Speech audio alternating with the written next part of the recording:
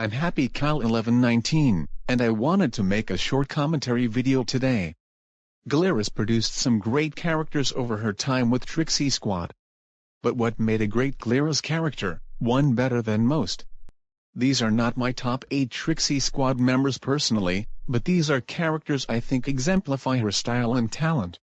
This is what I like to call my own personal character study, so please enjoy.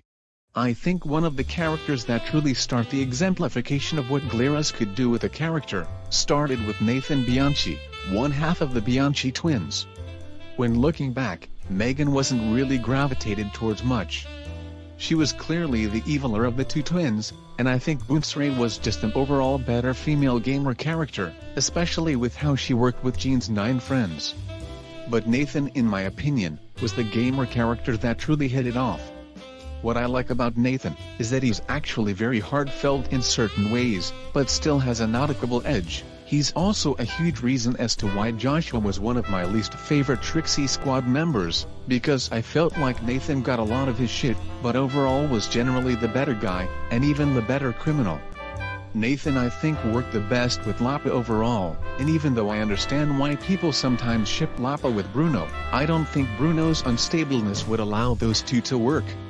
Nathan I think was also one of the most relatable characters, as he often felt the most down-to-earth out of the original members of the cast early on, but still played to the whole fantasy. I think if Nathan wasn't a twin, he would get more credit with the fandom, because Megan takes up some attention, but overall, I think Nathan did more than enough in the series, and I think it's sad he got lost in translation in later episodes, because I think he had most value than anyone would give him credit for. And he's one of Glyris' best executed characters.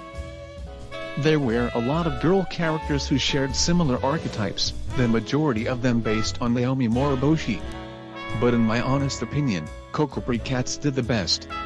Coco, in my opinion, was not only able to stand up on her feet like few characters like her can, but she was also one of the most balanced. What Coco Pre did for the series was give them a character that was cute, but also a character who has an extra aura outside of her cuteness, and that's what made Coco Pre's moments on Trixie Squad work so well. As someone who loves real-life cats, I loved her from day one. The tradition of making Pre Cats characters is one of my favorites, and I think it's fun, but in an innocent way not related to anything creepy. Coco Pre I think was a trendsetter, and what I loved about her most is how easily she coexisted with the rest of the cast members, and oftentimes, a character like that has a true ability to take off some may not realize right off the bat. Coco was very well written, and I think Coco deserves a lot of credit for her talents she used during Trixie Squad. I also think Coco's close friend Zach Jones should get a lot of credit for the energy he provided to the show. Tuesday often felt more mature, and other tech characters in other series like Disaster X Crew were more childish, and Zach was the perfect happy medium. He played on some fun concepts, but also felt reliable. I think not making him Tuesday's boyfriend was a really good decision, but I think their co-worker-like relationship was actually one of my favorites, mainly because it didn't have all of the romantic elements, and it felt really organic and realistic overall.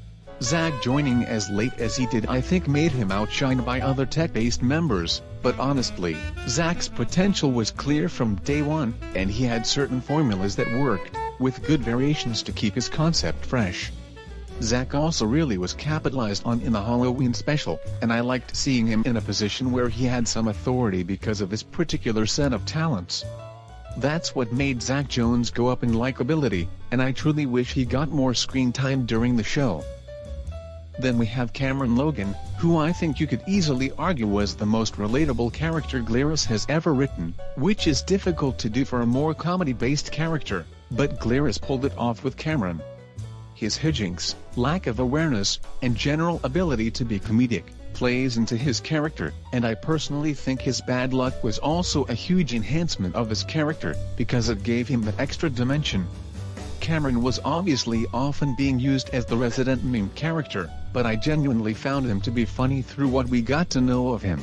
And if Cameron was introduced earlier in Trixie Squad's life, during the middle of its life in particular, I think he could have been one of the standouts that you always think of when you think of Trixie Squad. Cameron is a character both are and fun I think could do amazing writing for, as both of their styles have such a resemblance to how Cameron written, and the fact that Cameron could fit in so many people's writing style is an absolute plus, and gives him a life hard to give to other characters like him. If you've known me for a while, you probably would know that I am this community's biggest fan of Kane Dalton, everyone's favorite candy-colored tech boy. I personally would literally make an entire fan series based on Kane Dalton. That's how much of a fan I am of Kane, and he is my official favorite Glyris character of all time, and I don't think anyone can change my mind at this point.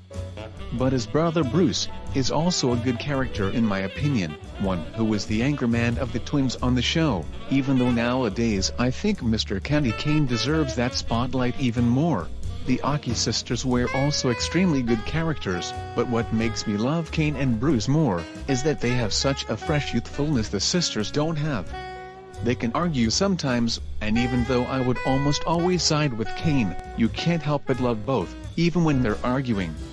They felt childish quite a lot of the time, but in the best way possible, as it kept them very relevant and fun to follow over time as the series. I would literally do anything to keep Kane Dalton in some sort of media, he's that lovable for me, so thank you Kane and Bruce. You probably know by now that Kriselle Valencia is one of the most popular Glyris characters by a huge margin, but trust me, she is not overrated, that's a title she absolutely deserves. When I think of Kriselle, I think of a character who's not as bitchy as the people around her, and it shows, especially she argues with more bitchy characters like Maggie and others. But she also has a skill set and independence she could use, which we saw in both the Jean arc, and in the last few episodes of Trixie Squad.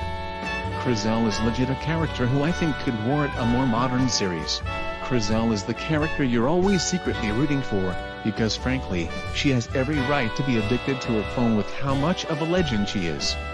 What Kriselle represents in my opinion is a modern girl that looks less harmful, but you shouldn't underestimate her, because she's a lot more enthusiastic and even intelligent than her base character. Kriselle and Maya were such an amazing duo, and how they worked their heritage into the show by representing their cultures with a different character archetype should truly be praised.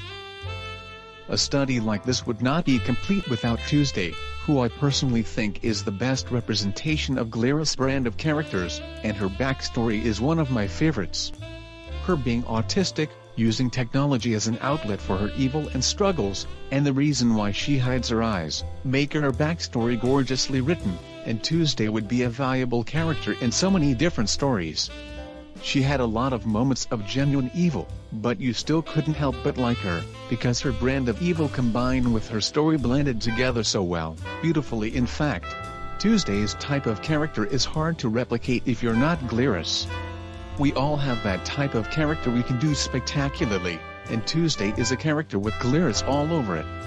That's what makes her so amazing. You can tell she gets special attention from Glyris because she has such a passion for Tuesday's character, and you can feel when a creator feels that way, and it's amazing, because that's when you get a character like Tuesday, who has stood the test of time, and I couldn't write a Tuesday-like character very well, which shows Glyris' talent.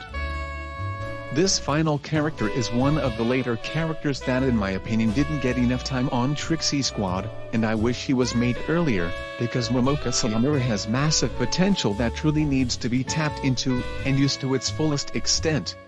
I'd argue with the late generation characters, that Momoka had the most raw potential, and the highest ceiling for where she could go as a character if she was given the time to prosper.